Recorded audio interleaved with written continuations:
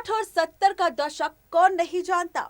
भले ही आज 21वीं सदी चल रही है, लेकिन बात की जाए अगर 60 और 70 दशक की, तो आज हम बात करने वाले हैं उस किरदार को लेकर जो 60 और 70 के दशक में विलन के तौर पर काफी मशहूर थे। हम बात करने वाले हैं डैनी की। हम बताएंगे आपको हमारी स्पेशल रिपोर्ट में कि आखिर डैनी जो अक्सर विलन के किरदार में नजर आते थे बॉलीवुड की फिल्म्स में, लेकिन उनकी रियल लाइफ कितनी अलग थी उनकी रियल लाइफ से, और उनकी लव स्टोरी की शुरुआत उनकी पत्नी के साथ कैसे शुरू हुई, कैसे शादी हुई, उनकी जिंदगी में कैसे हुए उनके छोटे छोटे बच्चे, उनका परिवार कैसा है, कहां पर है डैनी जो अब अपनी गुमनामी की जिंदगी जी रहे हैं। आज इन सब मुद्दों पर करेंगे खुलासा, लेकिन यहाँ नहीं, रिपोर्ट में, जहां हम आपको बताएंगे डैनी का सबसे पहले पूरा नाम और उसके बाद रूबरू करवाएंगे डैनी की जिंदगी से। फिल्म इंडस्ट्री में ऐसे कई स्टार्स हैं जिन्हें फिल्म का हीरो तो नहीं बनाया गया, लेकिन हाँ, विलन के किरदार में वो रातों रात स्टार बन गए। इनमें से बॉलीवुड के दिग्गज एक्टर या दिग्गज अभिनेता डैन जोंगपा हैं। आपको ये जानकर काफी ज्यादा हैरानी होगी कि अपनी फिल्मों से लोगों के दिलों में जगह बनाने वाले डैनी का सपना एक्टर बनना नहीं था। वैसे तो डैनी ने प्रोफेशनल लाइफ में तो कामयाबी की ही है, लेकिन उनकी निजी जिंदगी की अगर बात करें तो वो भी कम दिलचस्प नहीं है। 25 फरवरी सन 1948 को सिक्किम के गंगटोक में जन्मे डैनी का असली नाम शेरिंग फिंटसो डनजोंगपा है। नाम डिफिकल्ट होने की वजह से सदी के महानायक अमिताभ बच्चन की पत्नी जया बच्चन ने उनका नाम बदलकर डैनी कर दिया था। जया डैनी की कॉलेज फ्रेंड थी, जिन्होंने डैनी का इंडस्ट्री में बहुत साथ दिया। बता दें आपको कि लोगों पर और अपने एक्टिंग का चाम चलाने वाले डैनी का सपना एक्टर बनना नहीं था। जी हाँ, डैनी एक्टर नहीं बनना चाहते थे, बल्कि वो आर्मी में भर्ती होना चाहते थे। लेकिन उनकी मां डैनी इसके सख्त खिलाफ थी। उनकी मां चाहती थी कि उनका बेटा आर्मी जाने के बजाय आर्टिस्टिक बने।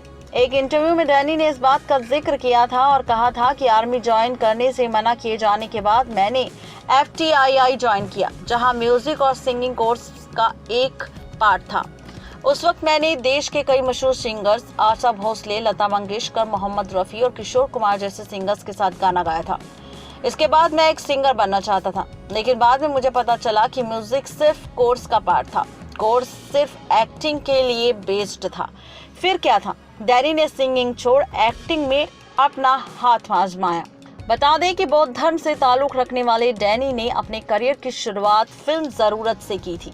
इस फिल्म में डैनी ने अपने शानदार एक्टिंग से लोगों के दिलों में अपनी जगह बना ली थी और इसके बाद वो काफी ज्यादा सुपर डुपर हिट हो गए थे, जिनमें से ज्यादातर उन्हें फिल्मों में विलन का किरदार ही मिला। लेकिन बाकी के किरदार में डैनी काफी स्ट्रांग नजर आए। अपने लाजवाब एक्टिंग के चलते डैनी को पद्मश्री अवार्ड से भी सम्मानित किया जा चुका है। बता दें कि डैनी को एक फिल्म में चपरासी का किरदार ऑफर किया गया था। जब उन्होंने इस किरदार को निभाने से मना कर दिया था, तो उस वक्त फिल्म प्रोड्यूसर मोहन कुमार ने डैनी से कहा था कि तुम्हें कोई हीरो बना दे तो मेरा नाम बदल देना।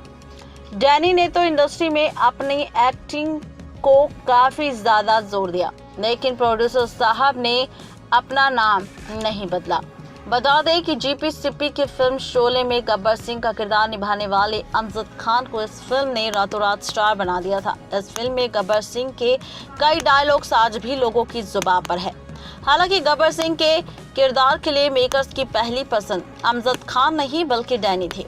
जीपी सिप्पी ने इसके लिए सबसे पहले डैनी से बात की थी, लेकिन एक्टर ने उसूलों के पक्के थे। दरअसल उस वक्त वो धर्मात्मा फिल्म की शूटिंग कर रहे थे और इसीलिए उन्होंने इस फिल्म को करने से इनकार कर दिया। अब बात करेंगे डैनी की लव लाइफ को लेकर, जिन्होंने खुद इंटरव्यू में इस बात का खुलासा किया था और कहा था कि 4 सालों तक एक दूसरे को डेट करने के बाद मैंने अपने प्यार की कहानी को शुरू किया था। बता दें कि डैनी की गर्लफ्रेंड का नाम किम था, जहां पर डैनी ने अपने इंटरव्यू में इस बात का जिक्र किया था कि मेरी नई गर्लफ्रेंड किम को बिल्कुल भी पसंद नहीं था कि डैनी की कोई भी एक्स गर्लफ्रेंड उनके घर पर आए। यहाँ तक कि डैनी ने ये भी कहा कि उनकी नई गर्लफ्रेंड की ये बात सही भी थी, क्योंकि किसी लड़की को ये पसंद नहीं होगा कि मेरी एक्स गर्लफ्रेंड बिना बताए मेरे घर पर आ जाए। एक बार तो हद हो गई थी, जब मैं किम के साथ बाहर गया हुआ था और घर पर आया तो देखा कि मेरी एक्स गर्लफ्रेंड टीवी देख रही थी। उस वक्त मैंने अपनी एक्स गर्लफ्रेंड को समझाया भी था, लेकिन उन्होंने ये कहकर लाइटली शब्दों में कह दिया कि हम सिर्फ दोस्त हैं। डैनी ने अपने इंटरव्यू में बताया था कि वो अपनी एक्स के बेहद करीब थे, वो किसी भी कीमत पर उसे छोड़ना नहीं चाहते थे। लेकिन आपको बता दें कि डैनी की जो एक्स गर्लफ्रेंड थी उसे एक बीमारी भी थी। दरअसल डैनी की जो गर्लफ्रेंड थी वो डैनी से ही डरती थी।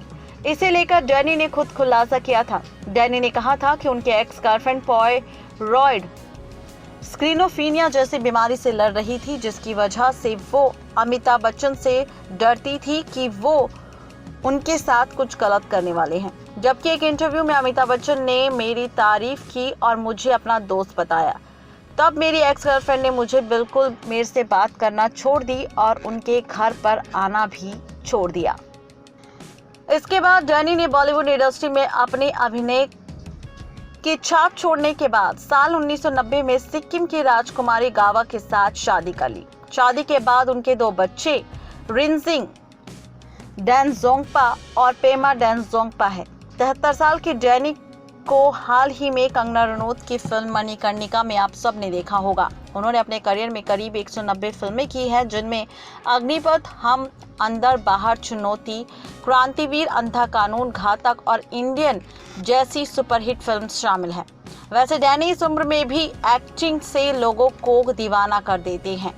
तो ये थी डैनी की लव लाइफ, जहां पर उनकी जिंदगी में कई एक्ट्रेसेस आई, लेकिन किस तरीके से उनकी ये लव लाइफ एक फिल्मी दुनिया से कम नहीं थी। नेक्स्ट 9 लाइफ से रजनी की रिपोर्ट। तो देखा आपने कि डैनी का पूरा सच आ गया सामने। डैनी की तस्वीरों को देखने के बाद आप सबको डैनी की उन फिल्मों की याद भी आ गई होगी, जिन फिल्म्स में डैनी ने बेधमाकेदार अपना किरदार निभाते नजर आए और डैनी के इस किरदार को काफी पसंद भी किया। फैंस ने उन्हें विलन के तौर पर भी देखा और पॉजिटिव किरदार में भी देखा, लेकिन विलन किरदार में वो जितनी अच्छी बेहतरीन एक्टिंग करते थे, उस एक्टिंग को काफी सराहा गया और उनकी इसी एक्टिंग की बदौलत उन्हें मूवीज के साथ इस पूरे देश भर में एक नई पहचान मिली, जहां पर इस पहचान के साथ उन्होंने अपने बॉलीवुड करियर की शुरुआत की थी। कैसा लगा आप सबको हमारा ये स्पेशल प्रोग्राम, ये बताना बिल्कुल भी ना भूलें नीचे दिए गए कमेंट सेक्शन पर।